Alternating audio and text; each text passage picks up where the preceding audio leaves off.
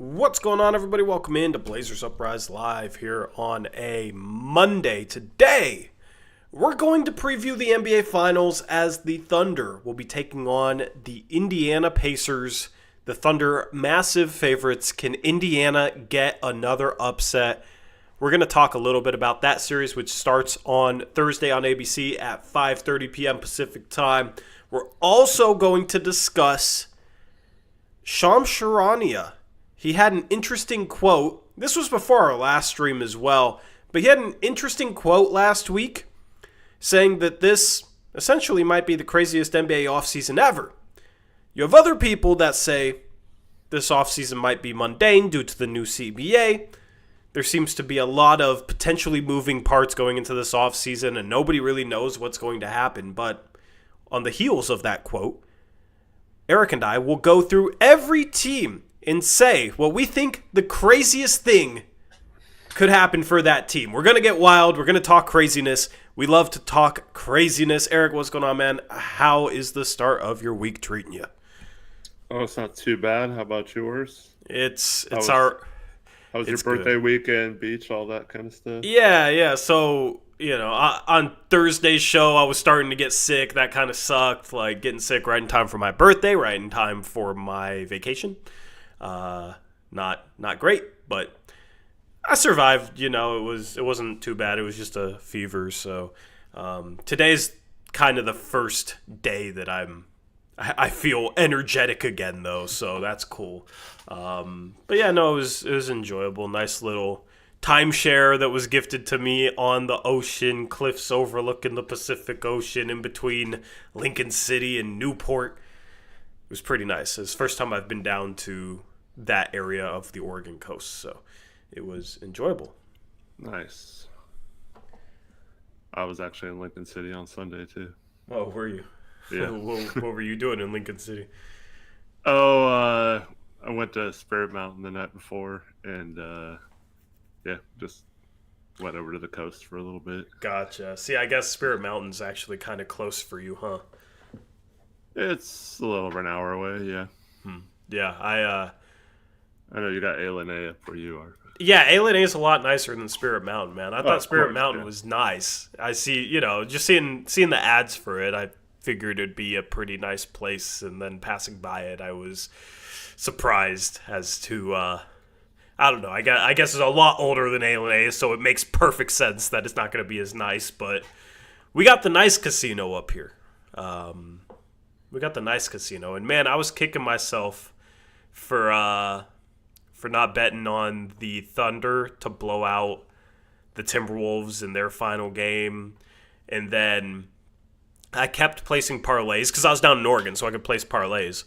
And I kept placing parlays with Cal Raleigh homers with other things that didn't happen. And Cal Raleigh kept homering all weekend. He had like 4 homers in 3 games when I was down at the beach. And I was like, man, I should have just done a basic prop bet or something just for him somehow. But shout out to him leading the MLB in home runs. He even stole Eric's nickname, so it's pretty cool. Yeah, funny. Yeah. Yeah, there's only one big dumper, not me. How did everyone in Chatland's weekend go? Yes, let us know. Let us know what you were up to this weekend. It's always fun to read those comments. Danny P. in New Mexico. You're like the second person to give us a shout out from New Mexico. The first one is an OG. If you know, you know. And ain't no way Spirit Mountain is better than A. Not from what I've seen from the outside. All right? You're going to have to explain that take. I've never been inside Spirit Mountain. I mean, LNA's got all the bells and whistles. It's a lot newer, bigger, fancier, all that kind of stuff. Yeah. Is that how you pronounce it? I've heard totally different. Alene? Yeah, Alene is how you pronounce it. Anyway, what'd you think of the Pacers Game 6 over the Knicks? So They kind of control that game. I think, what was my prediction? It was either a Knicks win or the Pacers were going to win by double digits. Well, the Pacers won by double digits, and they controlled basically the entire second half. The Knicks were in it to start the game, but Pacers pulled away. What do you think of Game 6 of the Eastern Conference Finals, Eric? I mean, Pacers just played well again. It's just, I don't know. It's weird. Like heading into these playoffs, I knew not to go against them again, but I did, and they just seem to keep proving everyone wrong. Now it's might end this next series, but man, they're playing some really good basketball, and offensive efficiency wise, they're having uh, one of the best off seasons or postseasons of all time. That's crazy to think about. They're up there with the Showtime Lakers for how efficient they've been offensively. It's crazy. Yeah. Super impressive offensively, but also last year they had like the number one offense, but their defense was below average. I've been impressed with some of their defense that they've played this postseason, the way they've gotten after it on that side of the ball. My guy, Andrew Nemhard, has turned into one of the best perimeter defenders in the league. Siakam's always been a solid defender. You know, when his offensive usage gets high, sometimes the defense wanes a little bit, but that's the case with a lot of players. Miles Turner, he's been blocking shots. You know, he still doesn't rebound. He's still averaging less than 5 rebounds per game in the playoffs, but he blocked shots. And then Neesmith's defense on Brunson was clutch that entire series. Now, as we go into this NBA Finals, man, I feel like the Pacers are being a little bit too underrated. You look at the Thunder; they're 9.5-point favorites, Game 1. I think odds to win the series, like the Thunder have, right? The Pacers have like 5-1 odds or 6-1 odds. I've even seen 7-1 odds. It was 7-1, yeah. Yeah. I feel like that's a little too disrespectful. Like, obviously, OKC should be favored. They're the best team in the league. But I do think Indiana can beat them because I think Indiana's the one team that can kind of match their pace and match their style of basketball and actually maybe beat OKC playing to OKC style of basketball, which is, you know, they play super scrappy defense. They want to get out and run very quick, right? Pacers are built kind of the same way, and I've seen some predictions about how, you know, this is just going to be an easy series for the Thunder because these two teams are alike, but the Thunder are just much better, right? So, I don't know. Like, do you need a contrast of styles to beat the Thunder? The Nuggets kind of had that with Jokic, and they just have a unique team built around him, a unique offense. But I think if there's one team that can kind of play their style of basketball and get out and run with them in a high-scoring game and put points on the board against that defense, I think it's Indiana. And with how steady Halliburton is as a floor general, he's averaging 9.8 assists per game in the playoffs. He's not turning the ball over. He takes good care of the ball. He generates good shots, and they have 5 guys that can shoot on the floor at almost all times. Thomas Bryant was hitting multiple threes in Game 6 to beat the Knicks. So you can space them out. You got a floor general that takes care of the ball. You got a guy in Siakam, a number 2 that's been there and won a championship before. I just feel like they have the pieces to have a legitimate chance. Now, the Thunder should be favored. I just think if you're getting 7-1 odds on the Pacers, I'd take that all day. Yeah, it's almost to the point where it's worth just like taking a flyer bet on them because that value is just way too good to not do it. I mean, they made the finals for a reason. They're playing really well. Now, the Thunder, I mean, they won 68 games. They're better than any team. The Pacers, I'd even include Cleveland in this because Cleveland was a little banged up too. But we kind of knew Cleveland wasn't like as strong of a playoff team as some of the teams in the West were going to be. So, I mean, Oklahoma City's a different animal. So I I hate to do this again, but I do feel like OKC should win this series, and it will be one of those championships where we think about it like it's crazy how this team won, similar to like the 2011 Mavericks. Trying to think of another example, but uh, the 2004 Pistons, I guess. Teams like that went on kind of an improbable run, and I think this would be right up there with some of those if it happened. Yeah, man, I think it would even maybe go beyond the 2011 Mavs, right? Now, they beat the super team Miami Heat in the first year LeBron was there in Miami, so that was a big part of the upset. But, I mean, the Thunder are a 68-win team as well, so, they are a juggernaut as well.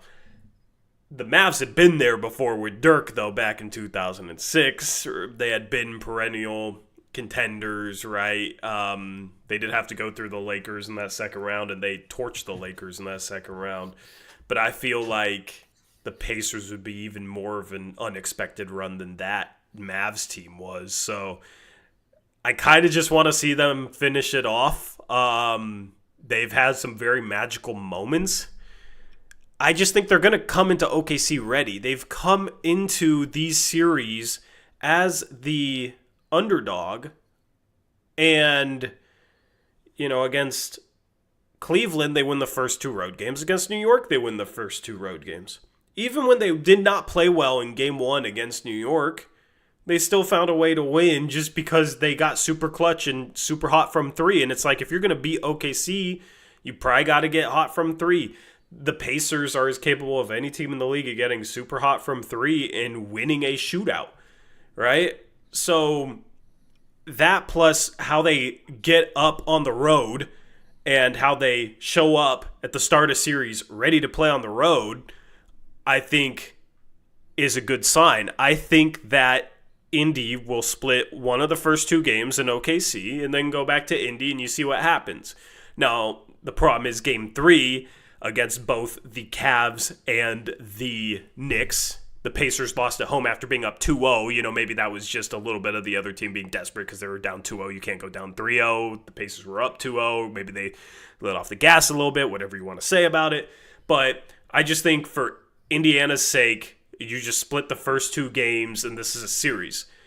And this is a competitive series. I think if OKC wins the first 2 games, the writing's kind of on the wall. So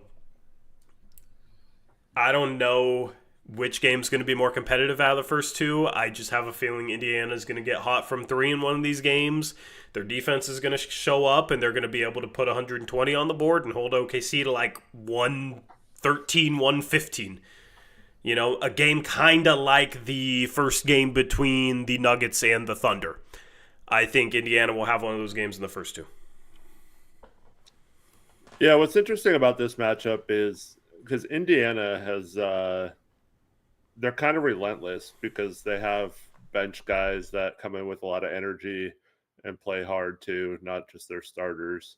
Whereas the Knicks, it's kind of, limited rotation guys, how many they have. So depth has been a huge bonus for the Pacers. You got guys like Obi Toppin playing really well off the bench, stuff like that. And but now you're up against a team that's also super deep and has a bunch of guys off the bench that bring energy and play similar style to the Pacers. So will that negate a little bit of their advantage with that depth? That'll be interesting to watch this series to see which team's depth ends up helping them the most. I also want to see, with it being the NBA Finals, are refs going to swallow their whistle a little bit more than they have even in this year's playoffs, because they've let a lot of stuff go. But they haven't let stuff go against SGA. He's averaging over 9 free throw attempts per game. We've seen, he had a heater. He had a heater. I forget which game it was, game 5 or game 6 against, or no, there wasn't a game 6. Game 4 or game 5 against Minnesota. SGA went on a heater where, and what I mean by heater is he got hot in terms of flopping. In terms of, he had like 6 possessions where he ended up on the floor on 4 of them and was probably only touched on 1 of them, right? Well, the refs buy that. Like, if SGA isn't getting to the line at quite the same rate, that's like his advantage.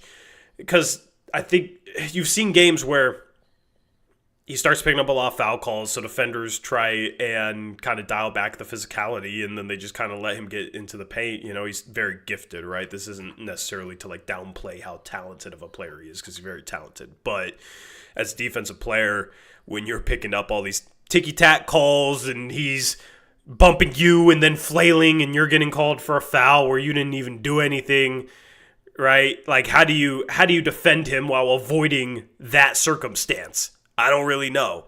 So if defenders are allowed to be a little bit more physical with SGA without him getting games where he has 14 free throw attempts, I think that's important for this series. And I wish it wasn't a talking point, but it is. So that's something to pay attention to as well. Because I think if SGA is struggling to get to the line, defenses are being able to be physical with him, I think it truly does matter for being able to try and slow down this team. Yeah, and that also slows the pace down, so you can't run as much. You can still try to push it, but when the other team's shooting free throws, it really affects how much you can run. Yeah. Now, OKC loves to play the passing lanes. They like to play small. Miles Turner isn't really the best big man at punishing smaller defenders. He likes to stand out behind the three-point arc, and he's not a great rebounder. So, I mean, same thing for Thomas Bryant even. So I think OKC will be completely fine going small. They can put Jalen Williams on Pascal Siakam. I think that's a good matchup for the Thunder. I think defensively that's something that plays in their favor. I think the key for the Pacers offensively is just going to be like, how do you effectively move the ball and get the shots that they normally do off their ball movement without turning over the ball at a high rate? Because OKC is going to try and live in the passing lanes, especially against a team that moves the ball as much as Indiana does. So can Indiana effectively move the ball without turning it over is a huge key. Yep. So who do you get? How many games is this going? Who do you have winning? Do you want what my heart says or what my head says? Well, I know what your heart says, so what's your head say? My head says OKC in 6. But my head also says like Without the Pacers again, right? Yeah, like why are we down the Pacers? You know what I mean? I if I had to go to Vegas and put money on one of these teams, I'm putting it on Indiana. The value's on the Pacers for sure. Yeah, I mean, I would take 3-1 or 4-1 odds on Indiana, and with it being 7-1, yeah, that's easy. That's easy. It's just like when predicting a series like this, it's always like, what does the paper say? What does the paper say? And the paper says OKC. The paper doesn't say Indiana. The paper says OKC is 68-14. Indiana was 50-32. OKC was 29-1 against the Eastern Conference, right?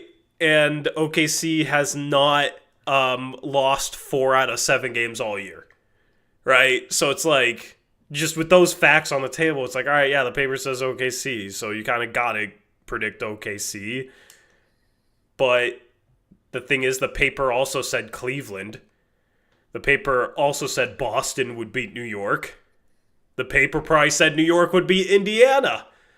So Indiana has defied that. But how far can that take them? I mean, that's the fun part of this series. Yeah, I'm going to just say Thunder in 5. I think looking at it, I always pay attention to this. And while you should celebrate making the finals, huge accomplishment, when I compare the two teams, it did seem like Indiana is now reached their peak, and they're going to be the team that was just happy to be here, maybe. I hope that's not the case. I don't think so. We'll see. I don't think so. I feel very confident that they're going to win at least 2 games in the series. Mm-hmm. I feel pretty confident in that. I don't know. Like, you can say both these teams are happy to be here. This is their first time here. Like, the only player with finals experience is on the Pacers. Right? He's won a championship. That's kind of their leader. So Caruso's won a championship. Okay, outside of the bubble. Was Caruso still on the Lakers that year? Yeah. Okay. Well, true. I always forget when he ended up getting traded. But they just didn't re-sign him, right? Yeah, or whatever. Yeah, see, I don't remember what happened with him in the Lakers, but you got Siakam with championship experience. The Pacers were there last year. When they got back to the Eastern Conference Finals, it didn't feel like they were the Timberwolves this year where they were happy to be there. Yeah.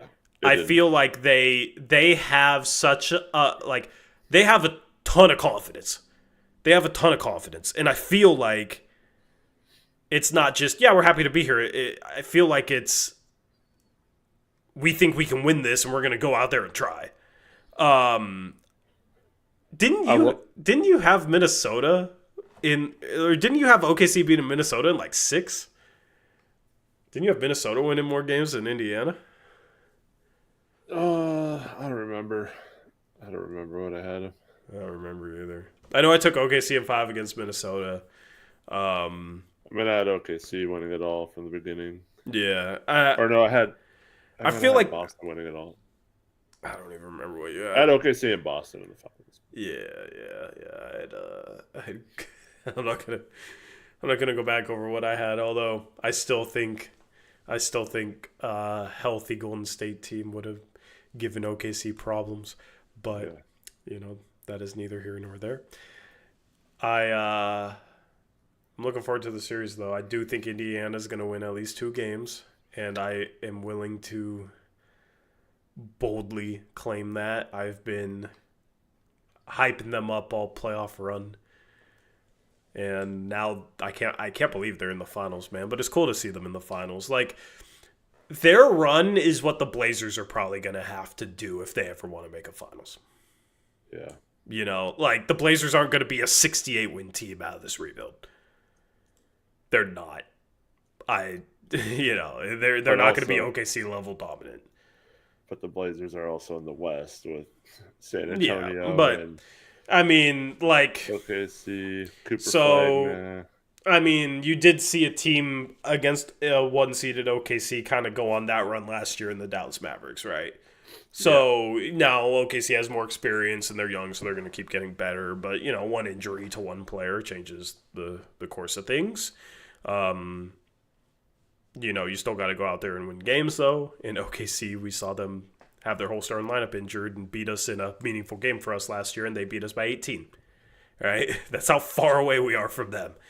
So it's not going to be a dominant year. It's going to have to be like the Blazers are a 4 seed and make a Cinderella run to the finals somehow. Or maybe they're a 3 seed or even a 6 seed and OKC is the 1 seed and gets knocked out by a 4th seeded team. Maybe a future Nuggets team or something. And then the Blazers get an easier matchup for themselves. I don't know. Like, it's going to have to be some circumstance probably for this Blazer team. Out of this rebuild, which sucks. I would love for them to be the dominant team, but if the Pacers can pull it off against the Thunder, it's like that's your blueprint, man. To going on that run is having, I don't know, like they're built differently.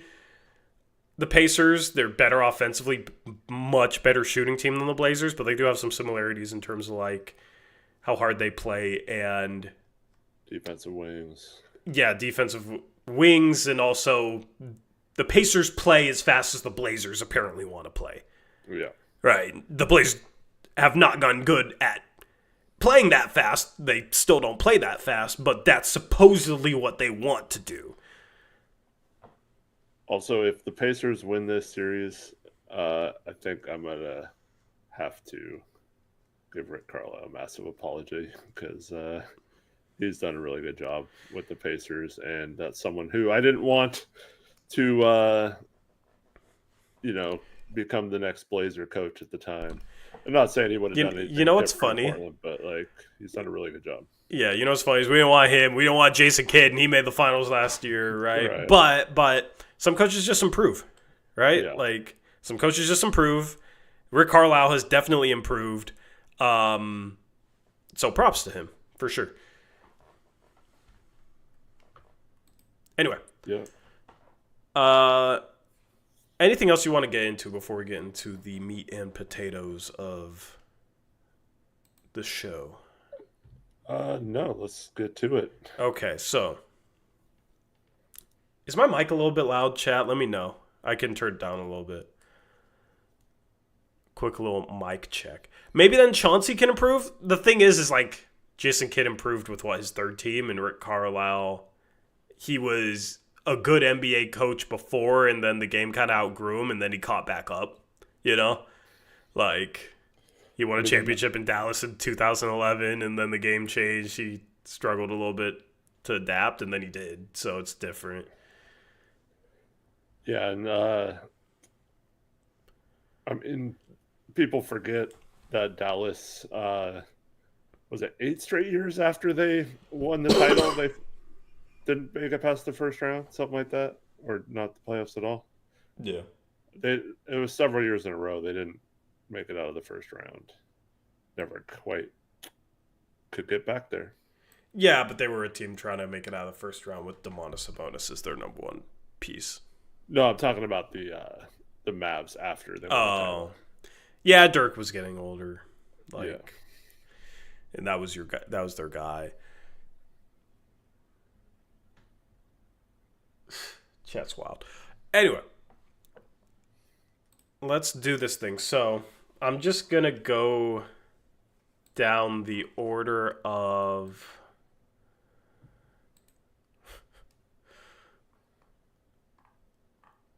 remaining strength of schedule. Well, I don't know. I'm just trying to find a list. You want to go from like worst team to best team here. And what we're going to do, chat, in case you missed the intro, we're going to go through every team and talk about what's the craziest thing that could happen for them this offseason. And this is because Shams Charania had a quote last week on the Pat McAfee show when the show was outside the Pacers arena.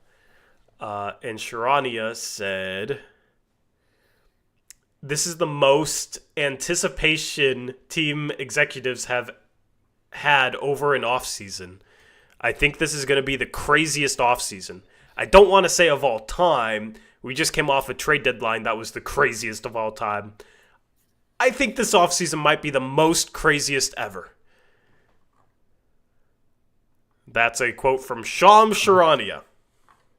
Now, is that how he really feels, or is he trying to build up hype for his new employer, ESPN, heading into the offseason, in which they're going to have the TNT crew next season and all that kind of stuff? Yeah. I don't know. You do have some moving parts. So, because of this quote, I want to go through each team and talk about what's the craziest thing. Maybe talk about their situation a little bit. And this can kind of be like a little bit of an off-season preview for these teams. And maybe we spend about a minute per team, a minute or less, like try and do this as fast as we can for each. Well, no, let's like 1 to 2 minutes per team. Some teams we can kind of go over pretty quickly. And we'll just try and raffle through the entire league here. So, first team is Utah, Eric. You told me that they're not trying to rebuild anymore. Is that because of the Ainge they hired, or what's the deal with them right now? They had a press conference today, and their owner, what's his name, Ryan Miller or something. I forget it's Ryan something, but Ryan Smith maybe. I forget. But anyways, he flat out said they were done tanking and that they were going to try to. He didn't say try to win, but he made it clear that they weren't going to do what they did last year and that they were going to try and win. Now, who knows if that's just what he has to say or whatever, but it kind of was similar to a team we talked about, or we're going to talk about here in a few minutes. The Raptors apparently are going to be big game hunting this offseason, looking for a star to add to their team.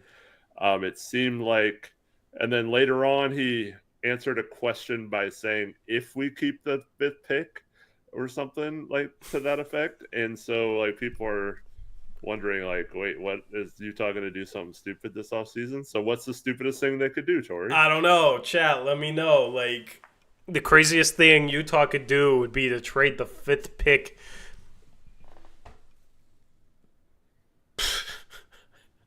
I mean, like, so I want it to be the craziest thing that we could see having a small chance of happening, right? Like I don't want to just say, like, oh, they find a way to trade for Wembanyama, right? Like, that's BS, right? But, like, basically, if that Shams quote is being applied to the Utah Jazz, the craziest thing would be them trading the 5th pick, I guess, for a win-now player. I don't know who that win-now player is. I don't know if you have any names that come to the top of your head. Reltex and chat says Ja. Yeah, I was thinking John Morant, too. John Morant in Utah, I don't know about that. But yeah, like the 5th pick for John Morant or something like that for Utah would be insane. Trae Young as well. Like, they just get in the market for one of those types of players. The thing is like, they don't even have a number 2 on a good team. They don't even have a number 2. Like, Laurie, I guess, can be a number 3. Laurie cannot be a number 2 on a good team if he plays anything close to how he did last year. He was not good last year. I still don't know if he can be a number 2 on a contending team. Like, if he played like he did a couple years ago, I just feel like part of Laurie is like he's on a bad team. He's putting up good numbers until last year, and then it just fell off a cliff. I don't trust him. He was hurt a lot last year, but yeah, I mean, he's a good player. He's a good player. I just wouldn't take him as a number. I would not take him as a number 2 on a contending team. I guess it depends on who your number 1 is. Your number 1 better be Giannis or like a top 3, top 4 player. Yeah. All right, Washington. What's the craziest thing they could do? They have the 6th overall pick. I mean, I guess this could be a similar answer. I guess they could trade it. I just don't see them trading it at all. If they get really crazy, is there anybody that they could trade away, like a Denny Avdia type trade this offseason? I mean, obviously, it'd be surprising if they gave up one of their 3 picks who all showed some promising signs last year. With Sarr, Keyshawn George, and Bub Carrington. So yeah, I don't expect them to trade Bilal either. But really, anything else would be in play. I think the most surprising thing would be if they held on to Middleton and Smart and like added more vets to that team and tried to get better faster that way instead of rebuilding the right way. But as long as they keep their young guys, I don't think it'll really matter too much. Yeah, like, surprising thing, it's going to be kind of mundane for them, but I you know, trading Kisper would not be surprising at this point, so I won't say that. But like, what about trading for Dame, Tori? Trading for a high salary vet but doing it in a way where it's not like they're getting an asset, right? So like Ayton, you know, like trade for Ayton just because they want Ayton to start next to Sarr and put Sarr at the 4 next year, right? Like something like that would be pretty crazy for them. All right, number 3 is Charlotte. Most shocking thing for them to do, I feel like this is going to be pretty easy, and that's trade LaMelo Ball. There's been rumors around him. I think also something that you could put up there is getting value back for Miles Bridges just because of Miles Bridges' baggage. But I'll just say LaMelo. If it was more obvious that they were going to trade LaMelo, then obviously that would not be as shocking, so that maybe wouldn't be the thing for me for them. But they are drafting at 4. Like, maybe they draft, Trey Johnson. Maybe they draft VJ Edgecombe. Those guys are 2s. So, it's not like they don't fit in between Brandon Miller and LaMelo, but you have some LaMelo buzz right now. Who knows if he wants to stay there long term? So I think that's a pretty easy answer. Yeah, definitely that. Or I just feel like I expect them to just keep the status quo. So it's either like they trade LaMelo and that would be pretty shocking, or they like take a huge swing. I just don't feel like they are the team to take a huge swing. But like, if Zion's available or like, like we're not going to go into the latest with him. But like, let's just say a big name player is available. Maybe they could be one of those teams. But at what point is it just like, man, everybody's a buyer. So, whatever team's trading for a player is getting screwed because they're having to give up so much. I don't know. Yep. New Orleans at 4. The most shocking thing would be them standing pat. Right? Like them doing nothing. They kind of feel like the opposite of the Blazers going into this offseason, where it's like we hear rumors about everyone and anyone. Even to the point where like there's rumors about Trey Murphy. So like for me it's like the most shocking thing would it be trading Trey Murphy? I think that would be pretty shocking just because he kind of broke out last year. But at this point, like, I fully expect them to shake some things up. I don't know what. They could trade CJ as well. So them standing pat this offseason would be a bit surprising to me. Yeah, they got a new GM too, or new person in charge of personnel. I think the most surprising thing is because there was a rumor that no one on their team was untouchable and that they were fielding offers for everyone. So if they end up standing pat despite that rumor, like you mentioned, that'd be surprising. But I also think, Trey Murphy showed a lot last year, and if they just traded him now for, without really having a plan on what they're doing, and they trade guys like Herb Jones for minimal assets and stuff like that. If they make some bad trades though too, it'll look kind of stupid too. But I agree that just standing pat and just running that same team back and hoping they're healthier, that it'll be different next year by just adding the 7th pick will be interesting. Yeah, I will say if there's a Denny Avdia this offseason, it's Trey Murphy, right? Yeah. That's the Denny this offseason if he's available, because it'd be a surprise if he's available and he can fill the shooting need and fit the young timeline. It's just like, who do you start?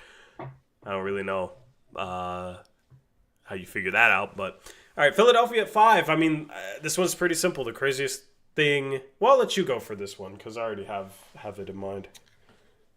The craziest thing to me would be if they just decided, we have the 3rd pick, let's rebuild and try to get rid of Embiid and George and start over around Maxey and McCain from last year. Maybe re-sign Quentin Grimes and then just move on from Embiid.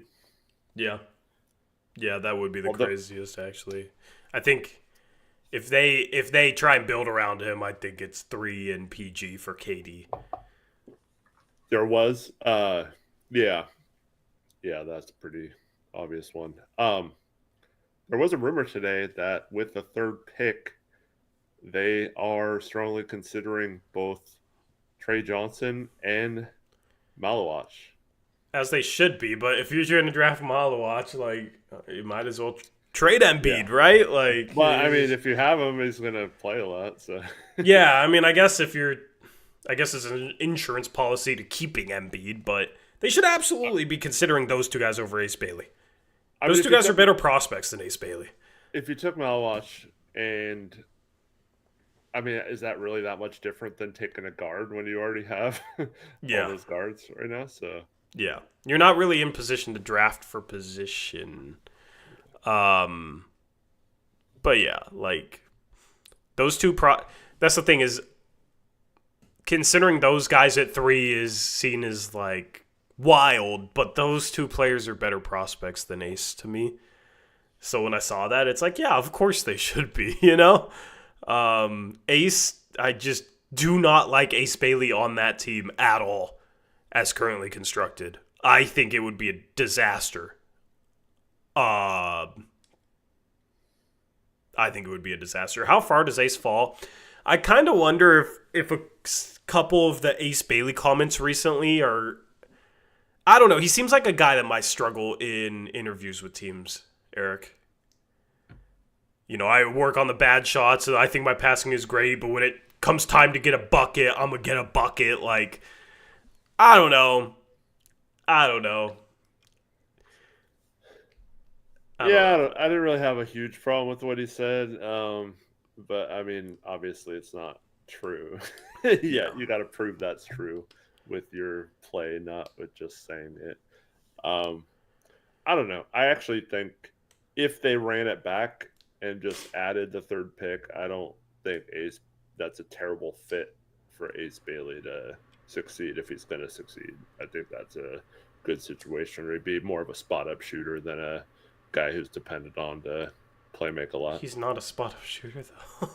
But I mean, he could like in theory if you're not defending him like if he's their fourth or fifth option, you're not going to be able to pay attention to Yeah, him but as like the much. So whole he point should of be. drafting Ace Bailey at 3 is to put the ball in his hands. Like, you're not Not drafting him to necessarily. I be a mean, he spot just. up shooter at 3. You might as well draft I, Knipple then. He's a but better shooter. You might as I'm well saying draft Trey like, Johnson then. He's a better shooter. but I'm just saying initially as he works his way into in the NBA and improve, so he still has a higher ceiling than those guys eventually Yeah, as a playmaker. but I So also think he's the type of guy that's like not gonna be happy with just being a spot up shooter. Like he's gonna well, want like it's gonna of be a course that would struggle to agree. get him to dial it back. I don't know. And then the team defense I think will make it so that he struggles to get on the floor. Mhm. Like I think he'll be kind of riding the bench the first couple of years there. I don't think that's best for him. So yeah, I'm just not a fan of that fit. Brooklyn, I think the craziest thing they could do is trade for both Giannis and KD. So they have a lot of cap space. They have a lot of draft picks. Apparently, there's been rumors about them star hunting. There's a lot of rebuilding teams or lottery teams that are star hunting, apparently, or are just looking to be competitive, even Utah. Of course, Portland as well. But Brooklyn is another one of those teams. I think they would have a small chance at like trading for Giannis and then bringing KD back and like working the cap in a way where, you know, they match for Giannis or they get close to matching for Giannis, and then part of the way they're able to bring KD in a way that makes sense is they're just giving Phoenix so much salary relief with the cap space that they're projected to have.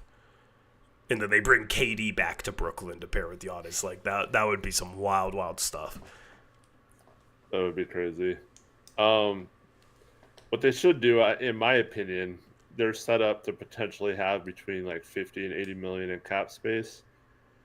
They should do what the Thunder did a few years ago and just make really smart trades where you get assets for players that you could maybe recoup value for when they play well for you, That's and then just keep. boring. I know. I'm just saying what they should do. I Yeah, agree with. yeah, If they see, this is the problem. You trade for all your picks back so you can rebuild the proper way, yeah. and then one season later you're going to completely change that around and go after Giannis. Now that might work, but like, did they not learn their lesson when they went after Harden and Kyrie and KD? That was just a few years ago. It was the same GM. Like, did they not learned anything from that process. Like, Yeah. it seemed like last offseason they finally got it and we're like, okay, we realize our mistakes. And they somehow corrected all of them. They got a ton of assets for KD. They got all their picks back with the McHale trade / swap with Houston, and they're set up now to rebuild the proper way. Now they got kind of unlucky. They were a little better than they expected to be, and only got the 8th pick instead of a top pick. Like if they were sitting there at 3, where Philly's at right now, and they had a chance to get VJ or someone like that who could potentially be that star you could build around. I think they'd be in a lot different position right now. So maybe they just justify it as, oh, we tried to rebuild and it didn't work. We tried to tank and we still got the 8th pick. But I think they should be patient. I mean, yeah, but we're talking about what's the craziest thing we could see happening. Chat doesn't seem to get the memo. I see KD does not like Brooklyn or their owner. Their owner isn't doing that. Nah, if they trade for Giannis and they're trying to win, I've seen crazier things happen than if they decided to go back for KD. It would be absolutely wild. But that's also kind of the point of this exercise is if this is a truly crazy offseason, what could potentially happen? Okay. The thing is if we did this exercise with the Mavericks and talked about the craziest thing we could see happening at last year's trade deadline, I still don't think we would have said Luka Doncic to the Lakers. For the rest of our lives, that's always going to be the most extreme example that we can think of. Like no example will ever be more extreme than that. Nobody will ever predict anything similar to that reasonably. Like, you know what I mean? So that's the thing. I mean, we already talked about this. We would have vetoed it in the mock-off season, and we would have, like, anyone who came to us in chat or something with that trade idea, we would have clowned. Right? Yeah, it would have been, Dallas ain't doing that. Well, you never know. You never know. Now, it's an outlier, of course. So you can't use it to, actually try and predict anything. But if we're talking about crazy stuff that could happen, that's what we're doing. So Toronto at 7. The craziest thing that could happen, I mean, this one's obvious, right? Trade for Giannis? Yeah, trade for Giannis. He's in the thumbnail in a Raptors jersey. So they've been linked to Giannis. Apparently they want to go star hunting, and Brandon Ingram was just the appetizer. Right? Like they're rebuilding and in the lottery, but then trade for Brandon Ingram at last year's deadline. I think you have the potential. So let's talk about this real quick. Just because there's been a certain someone in our chat that's no longer here, was here at the start of the stream, basically saying 3-team trade. Toronto, Milwaukee, Portland. Portland sends Milwaukee's picks back. This was on Reddit, too. Reddit said, Portland sends Milwaukee's picks back to Milwaukee. Scoot Henderson and Jeremy Grant to Milwaukee. Portland gets Scotty Barnes. Right? And then the Raptors get Giannis. Is it just me, or is that trade absolutely horrendous for the Blazers? I hate that. I think Scotty Barnes is an absolutely terrible fit with what the Blazers need and what they already have. Yeah, I agree. I mean, I could see it just from pure talent perspective, but yeah. You're going all in on him being your number one when he doesn't fit with the other guy that you're trying to maybe make your number one if everything goes right. Like, I think Denny is close enough to Scotty, and Scotty is too duplicative of Denny to sit there and go all in on Scotty, man. That's going all in on a complete mess. Like, you're playing Scotty at point guard, you're playing... I don't know. It's just silly. It's just basically, oh, big name. He's young and fits the timeline. Is super talented. Let's get him. He doesn't fit. He doesn't fit. So I hate it.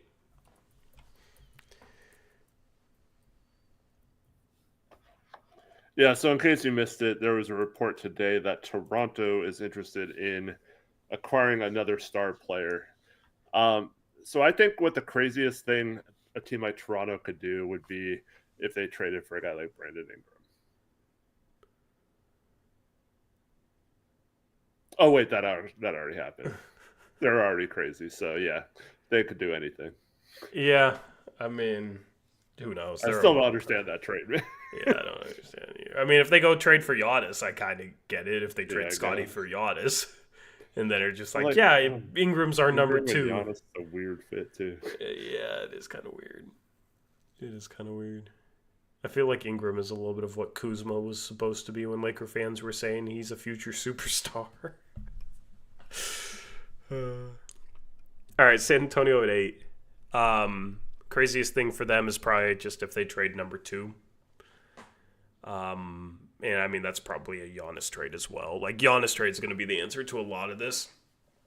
The second pick in trade for Giannis and San Antonio pairing up Wemby and Giannis and Fox together for a big 3 would be the answer there. I also think it would be surprising. I know they're linked to KD, and KD's seemingly wanted to be a Spur or whatever, but it does seem kind of weird to trade for someone KD's age when you have Giannis and or not Giannis, Fox and Wemby, and the second pick in your midst right now. Like you have that. Like, I'm not saying they shouldn't trade for some vets and try to win sooner rather than later. I do think that's something they should consider. But if they give up a ton for KD, I do think that's kind of weird. Yep. All right, next up on the list is your Portland Trail Blazers.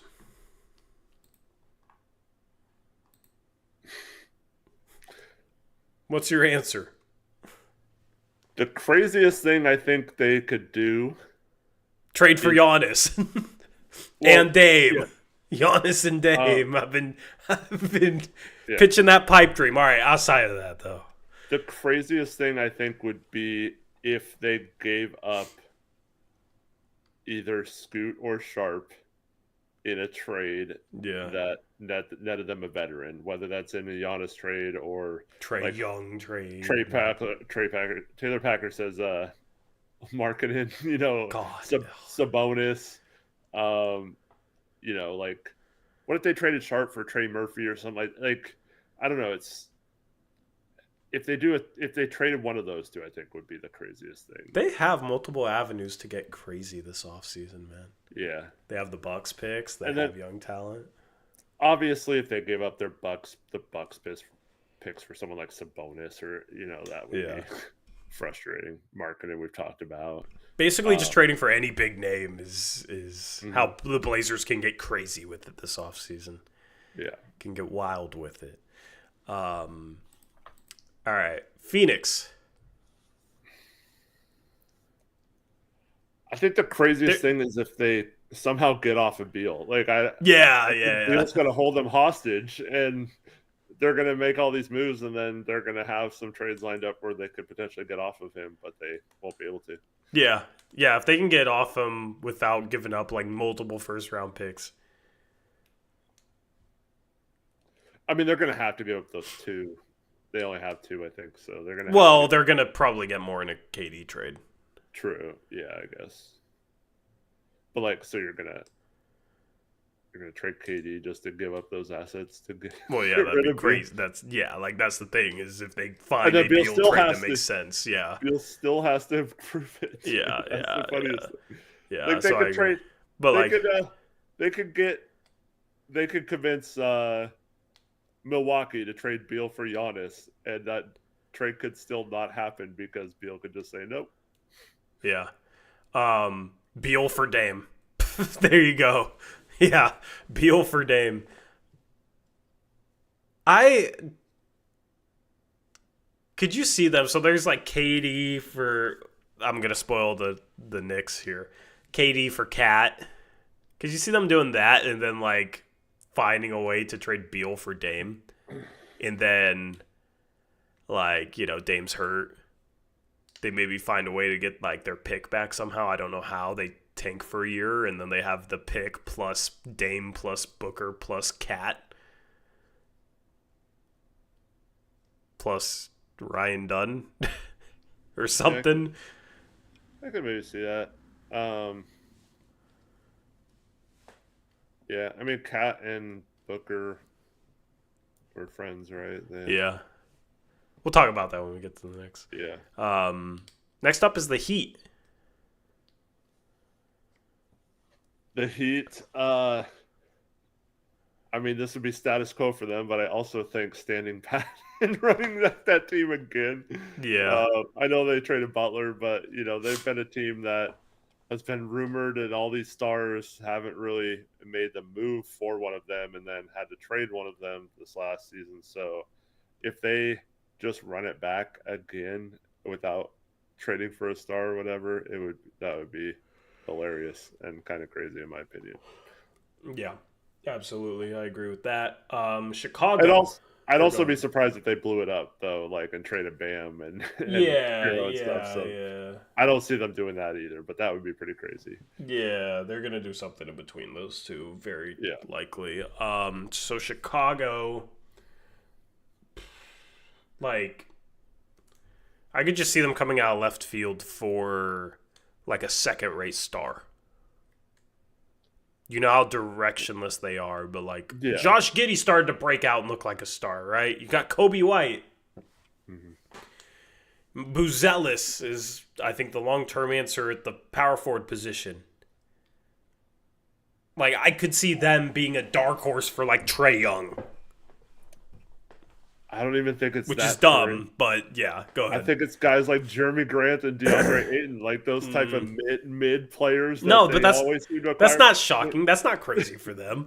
That's But very it would be normal for after them. they finally No, no, transitioned. that's too normal. Like their Yeah. directionless has to reach a new echelon. Essentially, is what I'm going for here because Yeah. that is the status quo is just Okay, fine. bouncing back and They forth actually for trade them. everyone and get as bad as possible. So is if they get crazy, is it just them picking any direction? Like, Yeah, is that really. the answer? Pretty much, Even yeah. if the direction is wild, like, oh, we're gonna try and win with Trey Young, and we're actually gonna make moves to win, or Yeah. if it's just completely blowing it up. Yeah, picking a direction. There you go. All right, Dallas at 13. Well, I'm going off a list. The 13th team, Dallas. I feel like we could go multiple directions here because they set the tone at the deadline. So for me, nothing would surprise me, I guess, with Nico in charge now. But for me, it's if you traded Luka, you had this press conference at the end of the season saying, "Oh, wait till you see these guys all play together. Then you get lucky, you get Cooper Flag added to the mix on top of that." To me, if then they traded AD and didn't have Kyrie come back and all this stuff and just bottomed out around Cooper Flag, that would really be crazy if they kind of blow whatever little assets they got for Luka Yeah. and then lost Kyrie for nothing because he went somewhere else or something. Yeah, I feel like they are a very safe bet as a team that's just going to kind of keep things the way they are Yeah. and just add Flag and see what But it it's looks also like. stupid if they like trade for Jeremy Grant or someone like that, Yeah, like they'll make that like seems like what they're I gonna think do. they'll make one. Yeah, they'll make one addition like that. It'll be him. Like maybe they're in the KD sweepstakes, but outside of that, it's pretty much They're gonna trade for like Andrew Wiggins or someone like like just to be mid. yeah. All right, Atlanta. I mean, trading Trey Young is very simple. I think that's how they can get crazy. I don't think any other young player on their team is really has any chance of getting traded. So yeah, I just think it's Trey, right? Yeah. All right, 15 Sacramento. Them making a move that makes me confident about their ability to make the playoffs would be shocking beyond belief. I mean, what do they even do? Like, they have new owners. They were not new ownership, new GM. This is another team that had an opportunity to trade Fox and build their asset pool up, get a bunch of capital, and instead, this was just a few months ago, they decided to get Zach LaVine instead because they wanted to maintain some sort of decency. And And so to me, it's not necessarily crazy, but like if they actually go out and make trades to try and add around Sabonis and Levine and stuff and try to keep it at that level, like you said, and try and make the playoffs again, like that'd be crazy. Yeah. Orlando. The most shocking thing would be if they finally trade for Ant, right? But for real, like I think the most shocking thing to me would be if they trade Suggs for like a Garland before they try things out with Suggs and like a Kobe White or an Anthony Simons. Yeah. Like I think, if you can get Garland and keep Suggs somehow, like sure. But it's probably going to cost Suggs for Garland if Cleveland has any sense. So yeah, like you I think like it just makes sense to go for Simons or Kobe White. I think they'd be crazy to give up Suggs to get a better version of a similar archetype, just because they don't have that archetype at all. So especially how young they are, just makes sense to see what things look like with someone like a Simons and White first before they go and trade away a Jalen Suggs. Mm-hmm. But they could get crazy in a multitude of ways. But yeah, I just think that would be insane if they trade Suggs. Yeah, for me, I think, much like we talked about with a couple of teams, if they had identified that they need a creator type, need someone who can generate some offense, and then they don't address that need this offseason, that would be pretty stupid of them. Yeah. All right, 17 is Detroit. What do you think?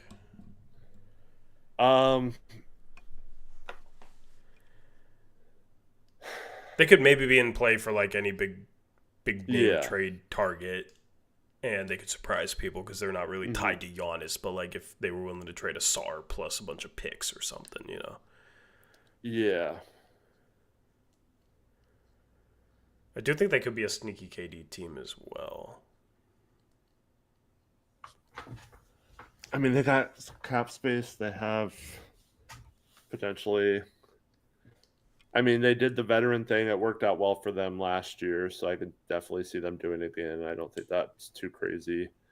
Like you ended up retrading him, but I could definitely see them adding a Porzingis type for basically free or very little, having to give up asset wise for him. And I think that's a good play by them if that's how they utilize their cap space.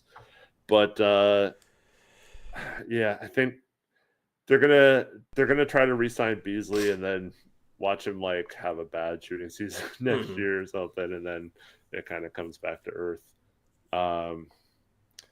But yeah, I mean, Elizabeth Allen says they could go after Naz Reid.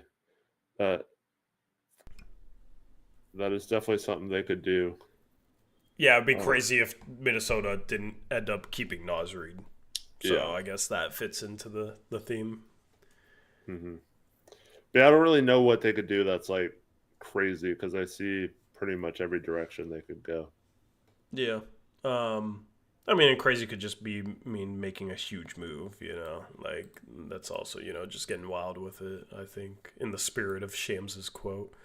All right, Milwaukee, I think the most surprising thing or like the craziest thing would, like, if we're talking about like Shams's tweet, obviously the crazy thing is if they trade Dame and trade Giannis and that sort of thing. I'd be more surprised if they had like just ran it back.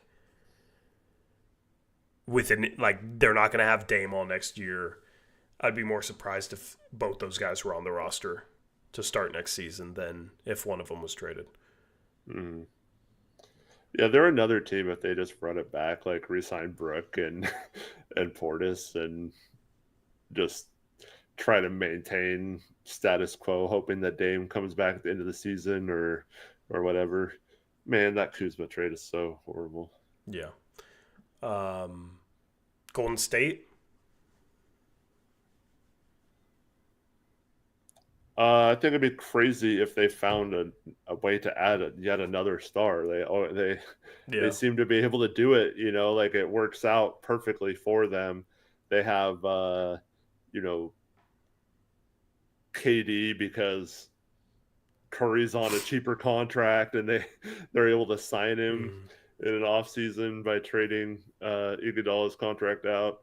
But they just made the big move for Butler. They still have some assets though. Like I don't think they can get like a superstar, but like I feel like if you have maybe they have a way to work out a sign and trade with Kaminga, and stay under that first apron, and then um, use some picks and stuff. They might be able to pull off a trade if one team really likes Kaminga a lot. Yeah. 20 Memphis is trading Jaw. Yeah, Pretty simple. Um, I also think like if they don't want to trade Jaw, but they do want to mix it up, like maybe there's a surprise Desmond Bain trade would be getting really wild with it. I just don't really know what for. Um, like maybe they could trade for Giannis, but is Giannis and Jaw a good pairing? I don't think they really fit together at all. So, like if Dame and Giannis can't work, then I don't think Jaw and Giannis can work at all in the West. yeah. 21 Minnesota. I think the craziest thing would be if they like lose Nas Reed, as I said earlier. Like, They could also lose Randall. yeah, It could move on from Gobert. I mean, he was good in that Warriors series against their smaller lineup, but he's been pretty bad in other series. So yeah, like losing or Nikhil Alexander Walker in free agency. That's. I think the rumor right now is he is I'll be gonna right end back up there. somewhere else. But they could also be a player for KD, which would be the way to get wild with it. Is definitely trading for KD, Gobert, and the pick they got in the Cat trade and Dillingham. I don't know. I don't think that's enough. See you later, embarking box. 22, the Lakers. Getting another gift from another Nico Harrison type. I mean, it's the Lakers. You never know. But part of me wants to say making another trade and then rescinding it because of another physical. Bronny trade, yeah. I mean, it's just obvious to me, like, they're going to get a big or two, and that's going to be their offseason. Like, I don't really know how they even get crazy with it. They don't really have assets to. I think, you know what?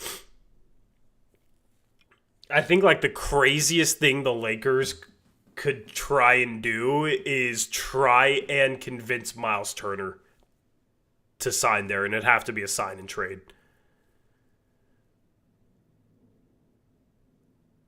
Like, but he doesn't want to leave Indiana, right? Right? They're in the finals. He's been there his whole career. Now he's been in trade rumors left and right. I don't know. But like that's the thing is with the Lakers is pretty clear cut outside of like some insane Hail Mary like that. But it is the Lakers. They find ways to make crap like that happen. Um Alex, I don't even think they can trade for Mark Williams for a year after um rescinding that trade. Austin says Bam. I don't see that happening at all. Um, I think Miles Turner is actually a little bit more realistic than Bam. For them at least. And Miles Turner is not realistic. But it's the Lakers, so maybe everything is realistic. I said the craziest thing for the Lakers would be like somehow making a Miles Turner sign and trade work. Mm-hmm. Like that would just be completely wild. I think it'd be crazy if they traded Austin Reeves. Yeah, That's the other way. I don't think they will. Um, Denver. Jamal Murray trade could come out of left field. I feel like that could be one of the things that people don't see coming, and then somehow they find something that makes it work. Some people might say MPJ, like I don't think that would be that crazy. Yeah, I'm a Jamal Murray trade for Denver for sure, which actually happened in our mock off season. I traded for Jamal Murray as the Detroit Pistons to pair him with Cade and Corey Kispert. Anything else for Denver? Is that just pretty spot on there? Yeah, I think. I mean, obviously, if they traded Murray, that'd be surprising. But if they manage to maximize MPJ's value after the postseason he had and his contract, if they somehow are able to flip him into adding a really good player to that roster and kind of saving their window, that would be crazy to me. Yeah, I guess if they found a way to actually get legitimate value. I don't think trading him at all would be crazy, but like legitimate value, I guess, would be pretty wild. But I think Jamal Murray trade would be the one thing, like, you know, if with the way Shams is hinting at, like, this could be the craziest offseason ever, it hints at some big name guys getting traded that we don't expect, and Jamal Murray would be one of those names. 24 is Indiana. I mean, yeah, like they're not gonna do anything, you know? Like, why would they do anything?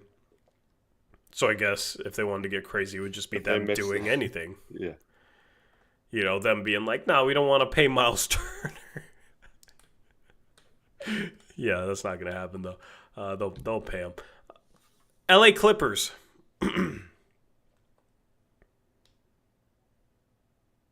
Kawhi trade?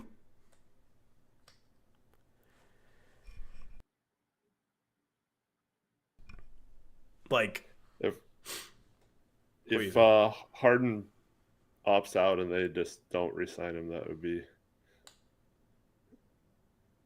Ballmer has all the money in the world, like, so I don't know. I almost think if they are still trying to win, I think that's less likely than if they blew it up.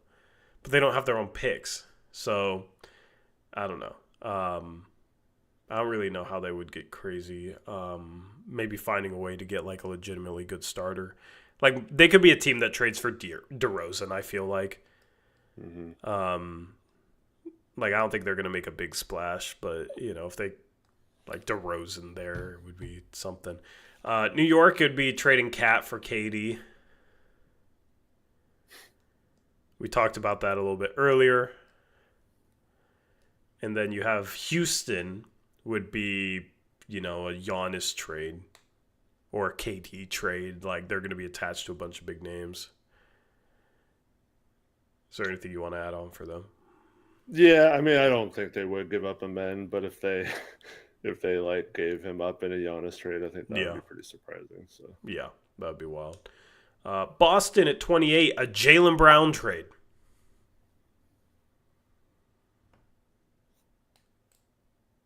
It feels like there's some speculation, at least, about them potentially trading Jaylen Brown. They're far past the second apron.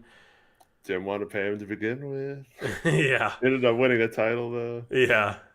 So that would be fascinating. That would be fascinating. And he could be one of those, like, big name stars that people don't think is available that ends up getting traded with Boston's salary situation, new ownership. Jason Tatum probably out the entirety of next season. You got Al Horford, who's going to be another year older. Porzingis had his mystery illness. Who knows what the hell that was, right? So they're going to be a sneaky team to watch this offseason. Cleveland. I mean, it's just simply put a Garland or a Jared Allen trade, right? Like, I kind of feel like they should maybe maximize Jared Allen's value, but I don't know why they would trade Garland. Yeah.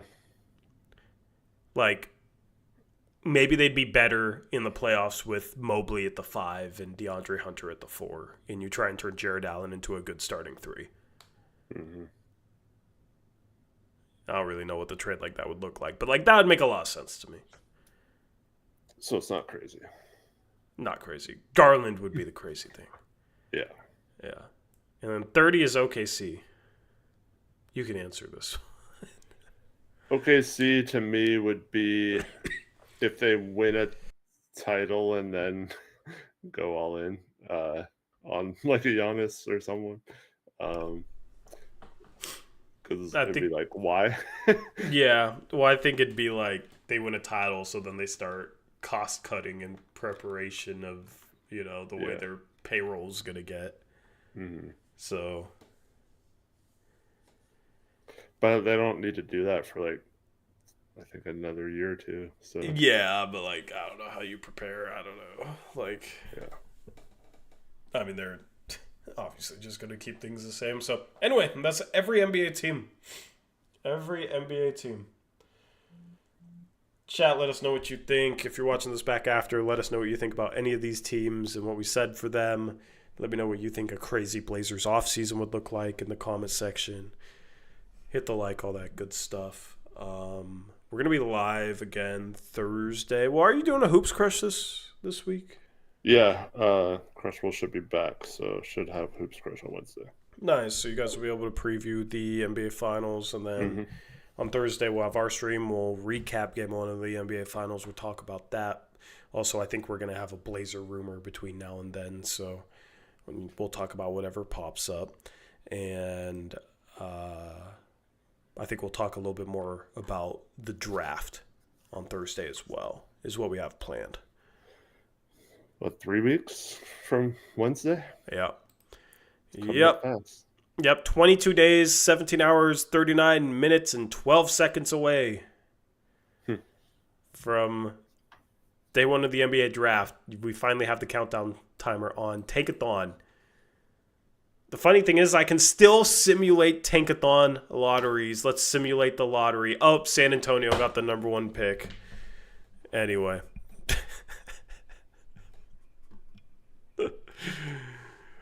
Anyway. Anything else for this stream, Eric? No, thanks everyone for watching. Appreciate you all. Hope you all have a good night and hope to see you Wednesday, Thursday. Yep. It's time for me to go to bed. I'm yawning in my outro. Appreciate you guys hanging out with us. Hit the like button on the way out here. We're at 91 likes. Get it to 100. We would appreciate that. It means a lot. Easiest way to support the channel. Thank you guys for tuning in during the offseason. Excited to get closer to the draft and talk about the NBA Finals. It's June. It's June, which means chaos is right around the corner, at least according to Sham Sharania. So we're out of here. We will catch you next time. Until then, as always, peace out. Go Blazers!